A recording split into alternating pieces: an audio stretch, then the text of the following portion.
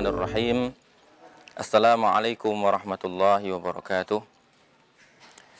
Alhamdulillahi wa kafa. Wassalatu wassalamu ala nabiyyil mustafa wa ala alihi wa sahbihi ahli sidqi wal wafa.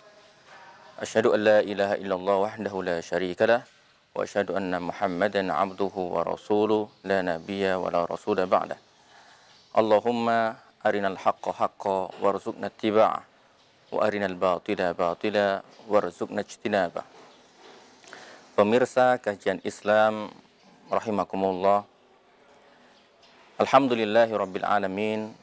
Allah senantiasa memberikan kita kesempatan untuk bersua, bermuajahah di dalam bulan Ramadan ini. Mudah-mudahan apa yang kita lakukan, apa yang kita amalkan di bulan yang mulia ini senantiasa diterima oleh Allah Subhanahu wa taala.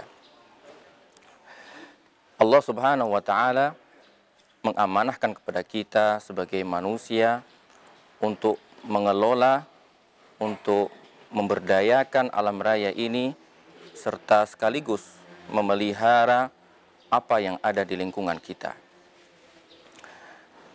Maka penting bagi kita sebagai manusia khalifah di muka bumi ini untuk berlaku, bersikap, hidup, senantiasa menjaga apa yang ada di sekitar kita. Namun, sebagian dari perilaku kita, ada yang melakukan tindakan-tindakan yang justru malah memberikan kemudaratan terhadap lingkungan sekitar kita. Mereka melakukan pembakaran hutan dengan luar biasa. Mereka mencemari lingkungan hasil produksi dengan sembarangan. Mereka merusak lingkungan, membuang sampah dengan sembarangan, tidak di tempatnya, dan justru itu sebenarnya akan merugikan kita sendiri.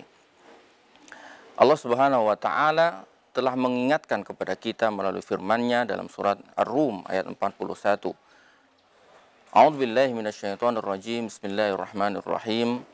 Dhaharal fasadu fil barri wal bahri bima kasabat aydin nas liyudhiqahum ba'dalladzi amilu la'allahum yarji'un. Telah tampak kerusakan di darat dan di laut akibat perbuatan manusia, supaya Allah merasakan kepada mereka sebagian dari perbuatan mereka, agar supaya mereka kembali ke jalan yang benar. Dari sini kita bisa melihat bahwa akibat dari perbuatan yang kita lakukan, kita bisa merasakan adanya perubahan iklim yang sangat ekstrim. Di satu tempat terjadi kekeringan yang sangat parah. Tetapi di saat yang sama, di daerah yang lain terjadi banjir bandang. Lalu kemudian adanya permukaan suhu bumi yang meningkat dari tahun ke tahun sebagaimana yang diucapkan oleh para pakar. Kemudian adanya kenaikan dari permukaan air laut dari tahun ke tahun. Yang ini sebenarnya semuanya akan kembali kepada keberlangsungan hidup manusia di muka bumi ini. Maka dari itu penting sekali bagi kita untuk kembali merefleksi bagaimana cara hidup kita, gaya hidup kita supaya lebih ramah terhadap lingkungan. Kita menanam pohon di lingkungan sekitar kita tinggal supaya oksigen yang senantiasa setiap hari kita hirup itu bisa kita hirup dengan segar. Kemudian cara hidup kita gimana bisa lebih ramah terhadap lingkungan.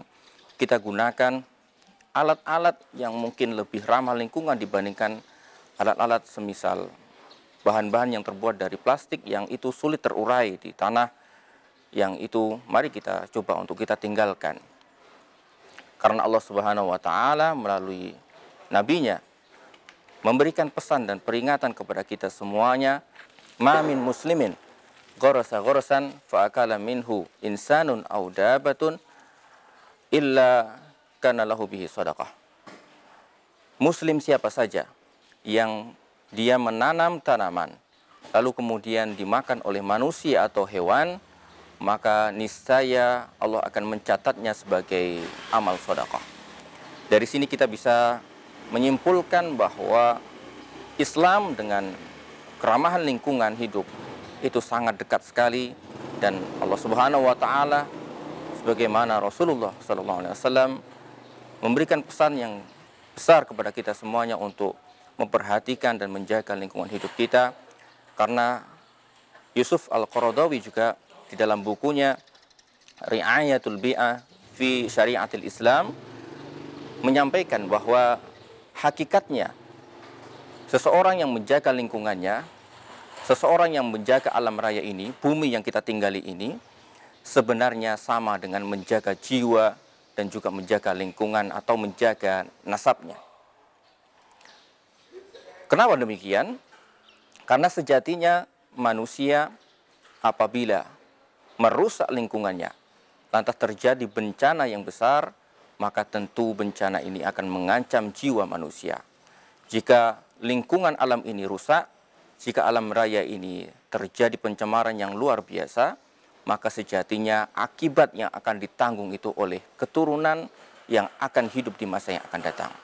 Maka dari itu, penting sekali bagi kita, sebagaimana itu terjadi dalam maqasid syariah, tujuan-tujuan di mana diberlakukannya syariat Islam, bahwa kita semestinya menjaga jiwa kita, menjaga keturunan kita dalam rangka untuk menjaga syariat Islam ini tetap lestari di muka bumi ini.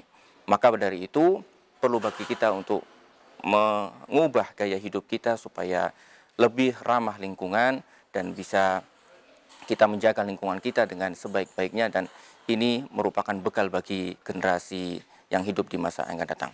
Mudah-mudahan ini memberikan manfaat bagi kita semuanya. Aqulu qauli hadza, hadanallahu wa iyyakum ajma'in. Assalamualaikum warahmatullahi wabarakatuh.